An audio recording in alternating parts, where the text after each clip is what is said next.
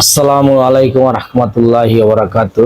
কাছের ও দূরের দেশ ও প্রবাসীর ভাই ও বন্ধুরা, যারা আমার লাইভে আছেন সকলকে জানাচ্ছি অসংখ্য ধন্যবাদ ও শুভেচ্ছা। প্রিয় বন্ধুগণ, আজকে আমি কোনো প্রোডাক্ট বা পণ্য বিক্রি করার জন্য আসিনি, কোনো প্রচার করতেছি না। কিছু গুরুত্বপূর্ণ কথা বলবো। আমরা অতি বিপর্যয়ের মুখোমুখি। বাংলাদেশ খুবই একটা বিপর্যয়ের মধ্যে বলা যায়, কারণ তিনটি জেলায় খুব কঠিন পরিস্থিতি, বন্যা কবলিত এলাকা। যা আপনারা সকলেই অবগত আছেন যে বন্যা আসলে এটা কোনো প্রাকৃতিক বন্যা না, এটা ভারতের কসাই খুনি মোদির একটা চক্রান্ত, যে চক্রান্ত করে রাতের অন্ধকারে ফারাক্কার বাঁধ ছেড়ে দিয়ে আমাদের দেশকে ক্ষতিকর যে বিপর্যয়ের মুখে ফেলানোর জন্য যে উঠছে ষড়যন্ত্র। এখন আমাদের খুবই বিপর্যয়, যে ইনশাল্লাহ আমাদের বাংলার জনগণ, বাংলার প্রশাসন এটার প্রতিশোধ অবশ্যই নেবে ইনশাল্লাহ। কিন্তু এখন এই বিপর্যয় আমরা কিভাবে কেটে উঠতে পারবো, আমরা সবাই কাঁধে কাঁধ মিলিয়ে যার যার অবস্থান থেকে আমরা সহযোগিতা করবো ইনশাল্লাহ।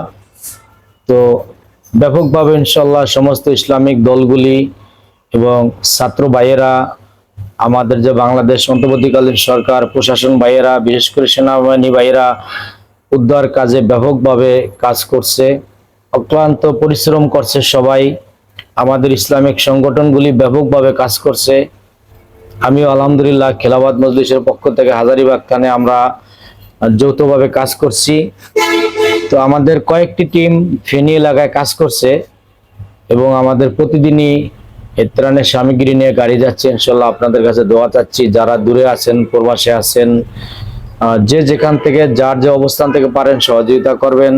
যার যেভাবে লিঙ্ক আছে ওইভাবে সহযোগিতা করবেন, যার মাধ্যমে হোক, যাতে এই আপনাদের সাহায্য ত্রাণগুলি যেন ওই ক্ষতিগ্রস্ত বন্যা কবলিত এলাকায় ভাইদের কাছে পৌঁছায় এবং সঠিক মতো যেতে পারে। এই জন্য আপনারা যার যার স্থান থেকে এবং সঠিক ভাবে যেভাবে যারা বন্টন করতেছে এবং যেভাবে সবাই ত্রাণগুলি দিচ্ছে আপনারা দেখতে পাচ্ছেন, তাদের মাধ্যমে সে যে প্রতিষ্ঠানই হোক আপনারা সহযোগিতা করুন।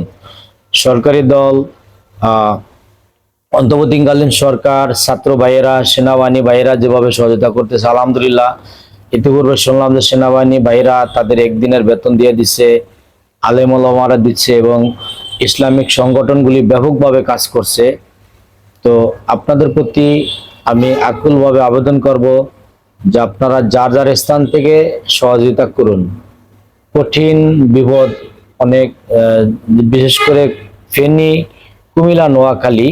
তো ফেনী খুব কঠিন পরিস্থিতি, ফেনীতে ব্যাপকভাবে ক্ষতিগ্রস্ত হচ্ছে। সবচেয়ে বেশি ক্ষতিগ্রস্ত ফেনী, যেহেতু বর্ডারের কাছাকাছি। ওখানে অনেকের এখনো বাড়ির চাল ছুঁই পানি, অনেকের বাড়িঘর বিলীন হয়ে গেছে, পানিতে স্রোতে ভেসে গেছে। অনেকে যে তাদের বাড়ির থেকে বের হওয়ার পরিবেশ নাই। আমাদের যে ত্রাণ, যে ভাইয়েরা ত্রাণ দিচ্ছে, পানির ভিতরে আমি দেখছি গলা পর্যন্ত ডুবে ডুবে অবস্থায় ত্রাণ নিয়ে যাচ্ছে। প্রশাসনের ভাইয়েরা, বিশেষ করে সেনাবাহিনীর ভাইয়েরা, নৌবাহিনী, বিমান বাহিনী সকলেই একযোগে কাজ করছে ইনশাল্লাহ। আল্লাহর কাছে দোয়া করি যেন সকলকে সুস্থ রাখে এবং সকলের প্রচেষ্টায় সহযোগিতা যেন তাদের এই বিপর্যয় কেটে যায় ইনশাল্লাহ। তো আপনারা ব্যাপকভাবে যে যতটুকু সম্ভব পারেন ব্যাপকভাবে সহযোগিতা করেন। যে এইভাবে এবার দেখছি যে আমরা ইসলামিক দলগুলি ব্যাপকভাবে শ্রম দিচ্ছে, ব্যাপকভাবে কাটছে, যে এই পানির ভিতরে ডুবো ডুবো অবস্থায় এবং মাজা কোমর মতো পানি, এক এক জায়গায় এক এক রকম। কোথায় আছে বেশি পানি, ট্রলার, স্পিড বোট বিভিন্নভাবে চেষ্টা করতেছে। তো আসলে বন্যাগুলি অনেকগুলি এলাকায়, যেখানে শত শত গ্রাম, যে তিনটা জেলায় শত শত গ্রাম, লক্ষ লক্ষ মানুষ। এখনো এমনও খবর পাচ্ছি যে অনেক গ্রামে ত্রাণ পৌঁছায়ও নাই, যে কোথায়ও সবাই অন্তত পায় নাই, অনেক কষ্টে আছে। এত সংগঠন ত্রাণ দিচ্ছে, তারপরও আসলে তো যে বিদ্যুৎ নেই, মোবাইলের যোগাযোগ সংযোগ বিচ্ছিন্ন, এই জন্য অনেকে যোগাযোগ করতে পারছে না, অনেকে আটকায় আসছে। ইতিপূর্বে আমরা যেভাবে দেখছি শত শত মানুষ প্রাণহানি ঘটছে। আল্লাহর কাছে সবাই দোয়া করি যেন আল্লাহ অতি অল্প সময়ের ভিতরে এটা সুস্থ সমাধান করে দিতে পারে। আল্লাহই হেফাজত করার মালিক। তারপর আমরা উসিলা তো মানুষের চেষ্টা করার, যার যার স্থান থেকে চেষ্টা করতে হবে। আপনারা যে যেভাবে পারেন, যাদের সাথে যেভাবে লিঙ্ক আছে যে ব্যাপকভাবে সহযোগিতা করুন, যাতে দূরত্ব সকলের কাছে ত্রাণ পৌঁছানো যায় এবং অনাহারি যেন কোনো মানুষের মৃত্যু না ঘটে। যে এই বিপর্যয়টা মনে রাখবেন, এখন তাৎক্ষণিক শেষ হবে না।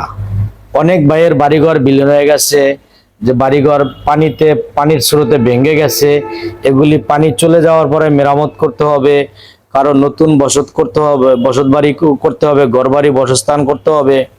যে কারো আছে যে এই বন্যা পানি চলে যাওয়ার পরও যে তাদের যে খাবার রোজগার, যে তারা তাদের স্বাভাবিক পর্যায়ে ফিরে না আসা পর্যন্ত, বা তারা যে ইনকাম রোজগার করে স্বাভাবিক না হওয়া পর্যন্ত আমরা তাদের পাশে থেকে তাদের সহযোগিতা করব। আমরা চেষ্টা করব যেন কোনো একটি লোক অনাহারি মারা না যায়। তাদের ওষুধ পানি ইত্যাদি বিভিন্ন খাবার অনেক কিছুর প্রয়োজন, কাপড় চোপড়, আমরা সকলের স্থান থেকে চেষ্টা করব। সকলকে অসংখ্য ধন্যবাদ। সকলে চেষ্টা করি লাইভটি শেয়ার করে দিন। সকলের জন্য দোয়া করুন। আল্লাহ হাফেজ। আসসালামু আলাইকুম।